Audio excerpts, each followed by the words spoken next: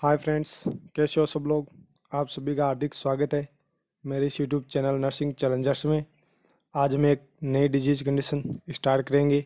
उससे पहले मैंने एक मैसेज लिखा है आपके लिए, मेरे लिए भी।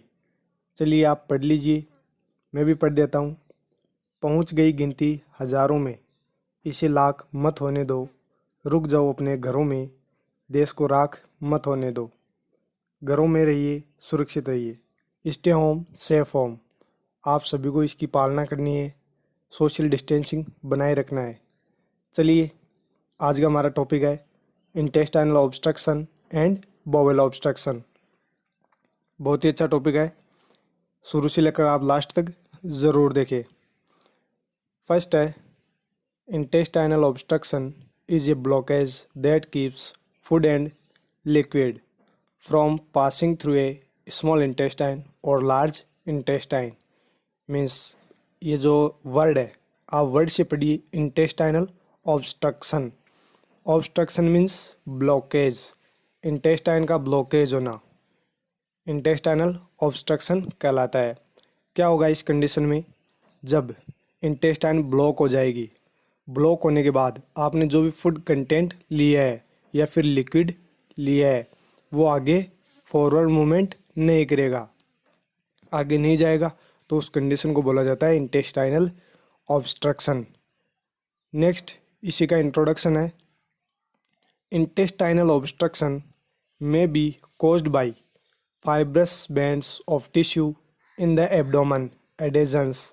ये एडेजेंस इसका कॉज है, विच फॉर्म आफ्टर सर्जरी। देखिए, जो एडेजन बना है यानी जो फाइब्रस बैंड है टिश्यूज़ के, वो एक के ऊपर एक फोल्ड बनाते जाएंगे। और एडेजन मीन्स यानी वन टिश्यूज़ अडेयर यानी एड टू अनदर टिश्यूज़। तो उस कंडीशन में एडेजन होगा, और एडेजन होने की वजह से टिश्यूज़ के अंदर एडेजन होने की वजह से इंटेस्टाइन में क्या होगा, ब्लॉकेज होगा। ये कब होगा, सर्जरी के बाद में। नेक्स्ट है इन्फ्लाम्ड और infected pouches in the intestine diverticulitis. Esophageal diverticulum में मैंने 5 टर्मिनोलॉजी बताई थी, वहाँ से आप पढ़ सकते हो। नेक्स्ट हर्नियाज एंड ट्यूमर्स, ये कुछ इसके कोज है जो इंटेस्टाइनल ऑब्स्ट्रक्शन कोज करते हैं। सर्जरी के बाद में इन्फेक्टेड पाउच हो सकता है, इन्फ्लाम्ड हो सकता है इंटेस्टाइन, या डाइवर्टिकुलाइटिस, हर्निया और ट्यूमर्स, इनकी वजह से इंटेस्टाइनल ऑब्स्ट्रक्शन कॉज होगा। नेक्स्ट है may occurs in small intestine 85% in ileum. Most common intestinal obstruction होता है स्मॉल इंटेस्टाइन के अंदर, 85% केसेज में इलियम के अंदर देखा जाता है। नेक्स्ट है लार्ज इंटेस्टाइन 15% इन सिग्मोइड कोलोन। यानी कि अगर 50% केसेज में इंटेस्टाइनल ऑब्स्ट्रक्शन देखा जाता है, तो वो देखा जाता है लार्ज इंटेस्टाइन के सिग्मोइड कोलोन में। दोनों ही कंडीशन में याद रखना आप, दोनों ही कंडीशन स्मॉल इंटेस्टाइन में मोस्ट कॉमनली जो इंटेस्टाइनल ऑब्स्ट्रक्शन है वो आपको देखने को मिलेगा। कौन से पार्ट में, इलियम में, लार्ज इंटेस्टाइन में, सिग्मोइड कोलोन में, अगर मिलता है तो। नेक्स्ट है इसके कॉज। फर्स्ट है मैकेनिकल, यानी जो बॉडी की वजह से कुछ हो रहा है चेंजेस, उनकी वजह से इंटेस्टाइनल ऑब्स्ट्रक्शन कॉज होना। फर्स्ट है फिकल इम्पेक्शन, यानी कि कॉन्स्टिपेशन की वजह से इंटेस्टाइनल ऑब्स्ट्रक्शन आपको देखने को मिलेगा। जो फिकल मटेरियल है वो प्रॉपर तरीके से पास आउट नहीं हो पा रहा है, तो इंटेस्टाइनल ऑब्स्ट्रक्शन कॉज करेगा। नेक्स्ट है हर्निया, जो इंटेस्टाइन की जो साइज और शेप है वो नॉर्मली नहीं होती है, प्रोट्रूड हो जाती है, उसकी वजह से भी इंटेस्टाइनल ऑब्स्ट्रक्टेड हो सकती है। नेक्स्ट है कार्सिनोमा इन बॉवेल, अगर किसी प्रकार की एबनॉर्मल ग्रोथ हो रही है इंटेस्टाइन के अंदर, तो वो भी जो इंटेस्टाइनल ऑब्स्ट्रक्शन है वो कॉज कर सकती है। ये थे कुछ मैकेनिकल कॉज जो इंटेस्टाइनल ऑब्स्ट्रक्शन कॉज करते हैं। मैंने डेफिनेशन में बताया था एडेजन, वो भी कॉज करता है intestinal obstruction. Adhesion most common in adult, ये मोस्ट कॉमन एडल्ट में कॉज करता है। वोल्वोलस ये इसी का टाइप है, अभी मैं दिखाऊंगा, लास्ट में इमेज है। एक मेजेंट्रिक इन्फ्रैक्शन, जो मेजेंट्रिक आर्टरीज जो सप्लाई करी है ब्लड, उनके इन्फ्रैक्शन यानी वो सप्लाई बंद कर देने की वजह से इंटेस्टाइनल ऑब्स्ट्रक्शन कॉज हो सकता है। नेक्स्ट है intussusception, telescoping of bowel on itself. ये हमारे पीडियाट्रिक के अंदर आएगी, बहुत अच्छे से समझाऊंगा, बहुत ज़्यादा क्वेश्चंस पूछे जाते हैं। अभी मैं एक दो जो आउटलाइन है वो बता देता हूँ। करंट जेली लाइक स्टूल इंटुससेप्शन के अंदर देखा जाता है, बार बार कम्पिटिटिव एग्जाम्स में पूछा गया है। ये मोस्ट कॉमन बच्चों में होता है 3 से 9 मंथ, यानी कि 3 to 9 मंथ ऑफ एज के जो भी चिल्ड्रंस है उनके अंदर मोस्ट कॉमनली ये देखा जाता है। बाकी की इसके बारे में इंटुससेप्शन के बारे में पीडियाट्रिक के अंदर फुल डिटेल में हम देखेंगे। नेक्स्ट है नॉन मैकेनिकल। फर्स्ट है पैरालिटिक इलियस सॉरी, जो इलियम पार्ट है उसके अंदर पैरालिसिस की वजह से, यानी कि उसके जो फंक्शन है उनमें जो नर्व वगैरह सप्लाई कर रही है उनमें ऑब्स्ट्रक्शन की वजह से भी इंटेस्टाइनल ऑब्स्ट्रक्शन देखने को मिल सकता है। अगर प्रॉपरली पेरिस्टाल्टिक मूवमेंट वगैरह अराइज नहीं होंगे तो फिर इंटेस्टाइनल ऑब्स्ट्रक्शन आपको देखने को मिलेगा। नेक्स्ट है vascular distension. Next pathophysiology, due to etiological factor. कोई भी जो फैक्टर्स मैंने बताए हैं उनमें से किसी भी फैक्टर की वजह से क्या होगा, then intestinal contents fluid gas and accumulated in intestine, वो इंटेस्टाइन के अंदर ही एक्यूमुलेटेड रहेंगे। जो भी फ्लूइड है, गैस है या फिर और कोई अदर जो कंटेंट है वो इंटेस्टाइन के अंदर ही एक्यूमुलेट हो जाएंगे। Next then increase distension pressure within intestine. जब फ्लूइड का एक्यूमुलेशन इंटेस्टाइन के अंदर होगा तो प्रेशर भी ज़्यादा लगाएगा, और डिस्टेंशन है यानी कि जो इंटेस्टाइन की जो नॉर्मल शेप एंड साइज है उनमें डायलेशन आपको देखने को मिलेगा। तो इंक्रीज डिस्टेंशन हो जाएगा, साथ में प्रेशर भी लगता रहेगा। Then decrease venous return and arteriolar capillaries pressure. जो विनस रिटर्न है वो क्या होगा, डिक्रीज हो जाएगा प्रेशर की वजह से और डिस्टेंशन की वजह से, और जो आर्ट्रियोलार कैपिलरी प्रेशर है वो भी डिक्रीज हो जाएगा, जिसकी वजह से क्या होगा, then oedema congestion and perforation. Oedema cause होगा या फिर कंजेशन कोज होगा या फिर परफोरेशन। परफोरेशन मीन्स यानी कि छेद बन सकता है डिस्टेंशन और प्रेशर की वजह से। वहाँ पर कैपिलरी आर्टरीज सप्लाई जो कर रही है उनमें प्रॉपर ब्लड की सप्लाई नहीं हो पा रही है।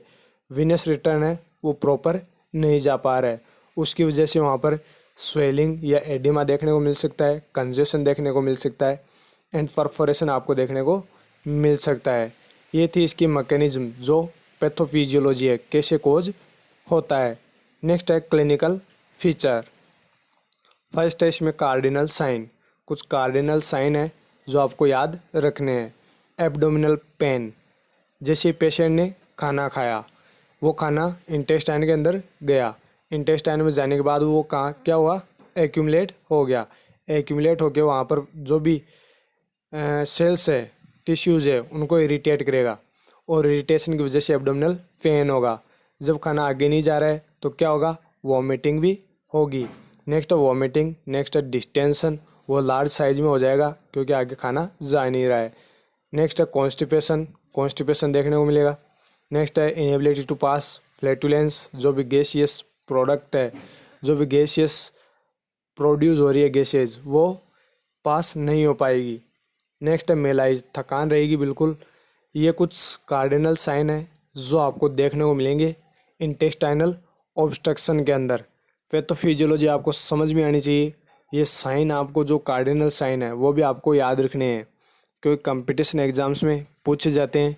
वैसे इसमें से जो इंटुससेप्शन में पीडियाट्रिक के अंदर पढ़ाऊँगा उससे क्वेश्चन पूछा जाता है। फिर से बता देता हूँ, इंटुससेप्शन के अंदर करंट जेली लाइक स्टूल देखने को मिलता है। ये क्वेश्चन बार बार पूछा जाता है, इसलिए मैंने 2 बार बता दिया है। चलिए नेक्स्ट देखते हैं। Diagnosis, USG ultrasonography. जो भी लोअर डिजीज की यानी लोअर जीआईटी की प्रॉब्लम्स है उनमें हम यूएसजी यूज़ कर सकते हैं। नेक्स्ट है एक्सरे, एक्सरे के द्वारा भी पता लगा सकते हैं। नेक्स्ट है इलेक्ट्रोलाइट स्टडीज़, यानी इलेक्ट्रोलाइट इम्बेलेंस आपको देखने को मिलेगा क्योंकि खाना प्रॉपर ले नहीं रहा है। इलेक्ट्रोलाइट है वो भी प्रॉपर डाइजेशन एब्जॉर्प्शन नहीं हो पा रहे हैं, इसलिए इनका भी स्टडीज़ करनी पड़ेगी हमें इलेक्ट्रोलाइट इम्बैलेंस है तो नहीं, इसलिए इलेक्ट्रोलाइट स्टडीज भी करनी है। नेक्स्ट है एंडोस्कोपी, एंडोस्कोपी के द्वारा देख सकते हैं। नेक्स्ट है एबीजी एनालिसिस, बहुत ही इंपॉर्टेंट है, याद रखना, वेरी वेरी इंपॉर्टेंट है, जो कंपटीशन एग्ज़ाम में पूछा जा सकता है। अगर किसी पेशेंट को इंटेस्टाइनल ऑब्स्ट्रक्शन हो रखा है तो किस प्रकार का एबीजी एनालिसिस देखने को मिलेगा, तो आपको राइट आंसर करना है मेटाबॉलिक एल्कलोसिस। कार्डिनल साइन में मैंने बताया वोमिटिंग, तो एसिड का क्या हो रहा है, एसिड बाहर निकल रहा है, देन क्या होगा, एल्कलोसिस, मेटाबॉलिक एल्कलोसिस देखने को मिलेगा। याद रखना, loss of NCL and loss of stomach content, इनकी वजह से मेटाबॉलिक एल्कलोसिस आपको देखने को मिलेगा इंटेस्टाइनल ऑब्स्ट्रक्शन के अंदर। ये इंपॉर्टेंट लाइन है, आप इसे याद ज़रूर रखें। नेक्स्ट है medical management. IV fluid patient को लगातार कंटिन्यूस रखना है। नेक्स्ट है IU charting, input and output charting आपको मेंटेन करनी है। पेशेंट कितना इनटेक कर रहा है, कितना आउटपुट निकाल रहा है, ये हमारा काम है जो आपको करना है। आईवी फ्लूइड आपको ही देना है, जो भी नर्सेज है उनका ये काम होता है आईवी फ्लूइड प्रोवाइड कराना।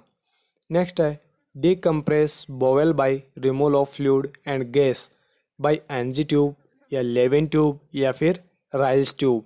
देखिए एनजी ट्यूब को दो अदर नाम से भी जाना जाता है, क्योंकि किसी नाम से क्वेश्चंस पूछा जा सकता है। वैसे जैसे ये डाइजेस्टिव सिस्टम कंप्लीट होगा तो मैं फंडामेंटल ऑफ नर्सिंग से कुछ प्रोसीजर कंप्लीट करवाऊंगा पहले, बाद में दूसरा सिस्टम स्टार्ट करेंगे। इसके अंदर एनजी ट्यूब को लेविन ट्यूब या राइल्स ट्यूब के नाम से भी जाना जाता है। याद रखना, इसकी जो लेंथ होती है वो होती है 125 सेंटीमीटर। क्यों यूज़ में लेते हैं, जो भी फ्लूइड या गैस एक्यूमुलेट हुई है उनको बाहर निकालने के लिए डिकम्प्रेस करते हैं इंटेस्टाइन को, देन एनजी ट्यूब से बाहर निकाल लेते हैं। नेक्स्ट है 12 French, F R means French and above are usually used for gastric decompression और remove of gastric secretion. 12 French की आपको यूज़ करनी है एनजी ट्यूब, जिससे आप जो गैस्ट्रिक डिकम्प्रेशन के द्वारा जो भी गैस्ट्रिक सिक्रेशन हो रहा है उसको आप रिमूव कर सकते हो। देखिए एक तो आती है एनजी ट्यूब, जिसको लेविन ट्यूब या राइल्स ट्यूब के नाम से भी जाना जाता है, जो कैसी होती है, ओनली वन साइड होती है। उसके अंदर जैसे मतलब जो ये अभी मैंने आगे लिख रखा है स्लेम सम्प ट्यूब, इसके अंदर डबल ट्यूब, यानी ट्यूब एक होती है बट इसके दो मुंह देखने को मिलती हैं। उसमें एक ही तरफ ओपनिंग होती है, इसमें दो तरफ ओपनिंग देखने को मिलेगी। वैसे मैंने इमेज डाल दी है लास्ट में, क्योंकि इमेज बेस्ड क्वेश्चन भी पूछे जाते हैं, इसलिए जो भी यहाँ पर ट्यूब्स आएंगी 3-4 वो मैंने सब ऐड कर दी है। नेक्स्ट है मिलर एबोट ट्यूब, 3 मीटर या 9.8 फीट इसकी लेंथ होती है। Used to treat obstruction in small intestine through intubation, इसको इंटूबेट करके यानी कि एंटर करवा के जो भी ऑब्स्ट्रक्शन हो रखा है स्मॉल इंटेस्टाइन के अंदर उसको ट्रीट किया जा सकता है। इसकी इमेज लास्ट में मैंने रख दिया, आप एक बार देखिए ज़रूर, क्योंकि क्वेश्चंस इमेज बेस्ड भी पूछा जा सकता है। नेक्स्ट है कैंटर ट्यूब, ये सिंगल ह्यूमन ट्यूब होती है, 10 फीट इसकी लेंथ होती है, ये 10 फीट लॉन्ग होती है। याद रखना कैंटर ट्यूब, इसकी भी मैंने इमेज डाल दी है, क्योंकि इमेज बेस्ड क्वेश्चन पूछे जा रहे हैं, इसलिए आप इमेज को ज़रूर देखें। Cantor tube, Miller Abbott tube and Salem sump tube, NG tube, चारों ट्यूब मैंने लास्ट में डाल दी है, वो आप एक बार ज़रूर देखें। स्लेम सम्प ट्यूब में डबल ल्यूमन ट्यूब होती है और जो एनजी ट्यूब होती है वो सिंगल ल्यूमन ट्यूब होती है। कैंटर ट्यूब है वो भी सिंगल ल्यूमन ट्यूब होती है। इनकी ये लेंथ होती है, आप एनजी ट्यूब की लेंथ ज़रूर याद रखें 125 सेंटीमीटर।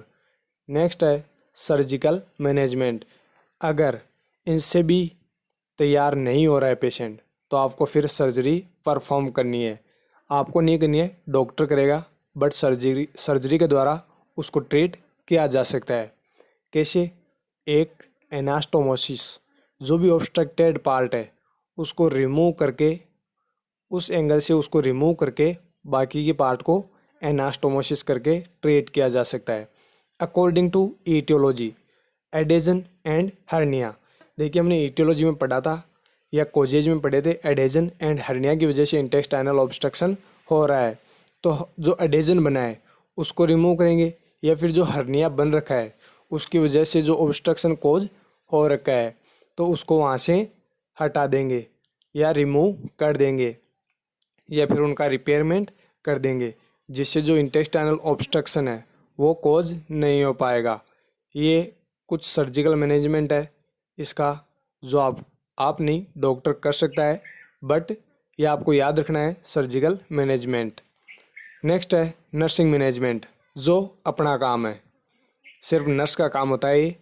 जो अपने काम के होते हैं वो आप ज़रूर याद रखें, क्योंकि यही हमारी हेल्प करते हैं एग्ज़ाम के अंदर।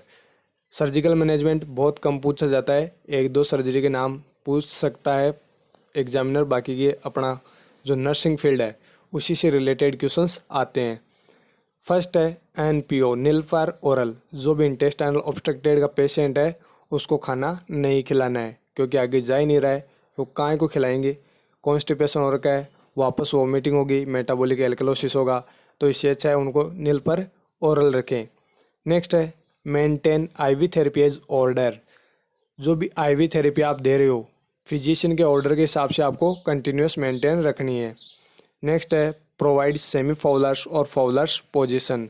जो पेशेंट है उसको फाउलर या सेमी फाउलर पोजीशन में आपको रखना है। मैंने बताया था कितने कितने एंगल के होते हैं फाउलर सेमी फाउलर, आप प्रीवियस वीडियो देख सकते हो। नेक्स्ट है look for sign of dehydration, क्योंकि पेशेंट में डिहाइड्रेशन भी देखने को मिलेगा, उसकी वजह से आपको इसके साइन देखने ज़रूरी है। स्किन ट्रिगर से आप डिहाइड्रेशन का पता लगा सकते हो, इसलिए आपको डिहाइड्रेशन का भी पता लगाना है। नेक्स्ट है monitor NG tube drainage for colour consistency and amount. जो आपने NG ट्यूब डाली है उससे मॉनिटर करना है, जो भी कलर है कैसा आ रहा है, कंसिस्टेंसी क्या है, कितने अमाउंट में ड्रेनेज हो रहा है, ये सब कुछ आपको मॉनिटर करना है। ये अपना काम है, ध्यान रखना। नेक्स्ट है कॉम्प्लिकेशन। इसके 2 कॉम्प्लिकेशन है जो आपको याद रखने हैं। टिश्यू डेथ, क्योंकि जो इंटेस्टाइनल ऑब्स्ट्रक्शन हो रखा है उस जगह ब्लड की प्रॉपर सप्लाई नहीं होने की वजह से वहाँ पर क्या होगा, इन्फ्रैक्शन होगा। इन्फ्रैक्शन होने की वजह से नेक्रोसिस कॉज करेगा। नेक्रोसिस मीन्स जो सेल्स जो टिश्यूज़ है उनकी डेथ हो जाएगी। नेक्स्ट है कॉम्प्लिकेशन इन्फेक्शन, यानी पेरिटोनाइटिस, ये भी कॉज होगा, क्योंकि इंटेस्टाइनल ऑब्स्ट्रक्शन हो रखा है, वहाँ पर जो फ्लोराज वगैरह है वो क्या करेंगे, इन्फेक्शन कॉज करेंगे। एग्जाम्पल है पेरिटोनाइटिस, ये याद रखना। कॉम्प्लिकेशन भी पूछे जाते हैं कि जो इंटेस्टाइनल ऑब्स्ट्रक्शन है उसका कॉम्प्लिकेशन, मोस्ट कॉमन कॉम्प्लिकेशन क्या होगा, तो आपको राइट आंसर करना है पेरिटोनाइटिस। तो ये कॉम्प्लिकेशन भी आपको याद रखने हैं, क्योंकि कंपटीशन एग्जाम में पूछे जाते हैं। चलिए इमेज देखते हैं जो मैंने बताई थी। इसके अंदर मिलर एबॉट ट्यूब, जो फर्स्ट ऊपर ही ऊपर दिखाई दे रही होगी, बीच में है ब्लैकमोर ट्यूब, और जो नीचे नीचे हैं वह कैंटर ट्यूब। अच्छे से देख लीजिए, कंपटीशन एग्जाम में पूछी जाती है। वैसे अलग अलग भी मैंने इनको डाल रखा हूँ। ये होती है NG ट्यूब, अच्छे से देख लीजिए। 95 mm इसका डायमीटर होता है, 125 सेंटीमीटर इसकी लेंथ होती है। फिर से बता रहा हूँ, 125 इसकी लेंथ होती है। नेक्स्ट NG ट्यूब का प्रोसीजर दिखा रखा है। NG ट्यूब डाली हुई है, स्टोमक तक डाली हुई है। इसका जो मेजरमेंट करते हैं वो tip of nose to ear canthus, then xiphoid process, याद रखना। ये भी मैं बता देता हूँ। वैसे फंडामेंटल ऑफ नर्सिंग में प्रोसीजर बताऊँगा तो वहाँ पर बता दूँगा। ये है वल्वोलस। वल्वोलस मीन्स जो इंटेस्टाइन है उसमें ट्विस्टिंग हो जाएगी, 180 डिग्री एंगल पर ट्विस्टिंग होना या घूम जाना। इंटेस्टाइन का 180 डिग्री एंगल पर घूम जाना। आपको एक गांठ सी दिखाई दे रही है, एक नॉर्मल है और एक एबनॉर्मल है, वो कंडीशन कहलाती है वल्वोलस। नेक्स्ट है मिलर एबॉट ट्यूब। वापस देख लीजिए एक बार और अच्छे से देख लीजिए, आपके क्लियर हो जाएगी इमेज, क्योंकि इमेज बेस्ड क्वेश्चन भी पूछे जाते हैं। आप इसका जो विवरण है, जो एक्सप्लेनेशन है, वो भी आप पढ़ सकते हो। बट आपको इमेज ज़रूर याद रखना है, एक्सप्लेनेशन की ज़रूरी नहीं है। आपको इतना ही ध्यान रखना है, मिलर एबोट ट्यूब है वो इंटेस्टाइनल ऑब्स्ट्रक्शन के अंदर यूज़ ली जाती है। नेक्स्ट है कैंटर ट्यूब। ये इमेज वहाँ पर भी देख लिए, एक बार और देख लीजिए, क्योंकि जितनी बार आप प्रैक्टिस करोगे उतनी बार आपको ज़्यादा याद होगा। ठीक है फ्रेंड्स, ये था आज का अपना एक छोटा सा टॉपिक, इंटेस्टाइनल ऑब्स्ट्रक्शन। बहुत ही अच्छा टॉपिक है, क्वेश्चंस पूछे जाते हैं। आप कंटिन्यूस मेरे साथ बने रहिए, बहुत कुछ आपको सीखने को मिलेगा, बहुत कुछ नई नई चीज़ें आपको सीखने को मिलेगी। फिर मिलेंगे एक नए टॉपिक के साथ, तब तक आप मेरे साथ बने रहे। Thank you very much.